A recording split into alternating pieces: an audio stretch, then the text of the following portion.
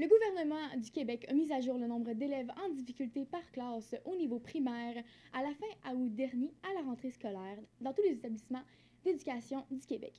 Ces modifications ont été apportées dans le but de vraiment réduire le nombre d'enseignants.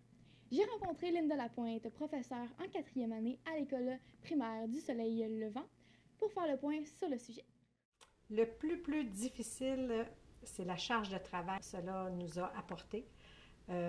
Parce que je me retrouve, exemple, avec 24 élèves qui, sur les 24, il peut y en avoir peut-être 18 qui ont vraiment des besoins particuliers différents. Et je suis presque toujours toute seule pour combler ces besoins-là. Et même à l'époque, les enfants qui vivaient des difficultés étaient rassemblés ensemble dans la même classe. Aujourd'hui, tout le monde est ensemble. Donc, avec cette différence-là, bien, je dois vraiment différencier mon apprentissage, répondre davantage à leurs besoins. Ça, c'est une grande différence. Là, il y a des enfants qui ont un grand écart entre les élèves qui fonctionnent rapidement, qui apprennent vite, et les élèves que c'est plus dur, qui ont des besoins différents. Alors, ce qui est touché chez ces enfants-là, c'est très souvent leur estime de soi. Ils se comparent aux autres, et là, leur estime de soi prend pour un coup, ils se dévalorisent. Et moi, je pense que c'est le principal facteur qui est vraiment difficile pour ces enfants-là. Les autres, ils doivent attendre très souvent. Les autres seraient prêts à faire plein de choses, mais non, il faut attendre. Après l'élève qui c'est plus difficile, après l'élève qui a des besoins particuliers.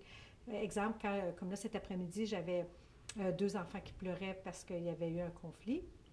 Mais pendant ce temps-là, les autres doivent attendre. Fait que c'est le temps d'attente qui est difficile pour les enfants qui fonctionnent bien. Est-ce qu'il y a eu des avantages? Je ne sais pas. Est-ce qu'il y a des élèves qui réussissent mieux? Peut-être. Mais en même temps, bon, on dit qu'il y a plus d'orthopédagogues. Oui, mais quand ils étaient dans la même classe tout ensemble, il y avait un service différent. On dit qu'on n'a pas de service de psychologue. Donc, ça a été plus de l'orthopédagogie qu'on a, puis un service de technicien d'éducation spécialisée. Ça l'a aidé jusqu'à quel point, je ne sais pas, parce que j'ai encore les bras pleins. Je suis encore chargée de travail avec pour répondre aux besoins des élèves.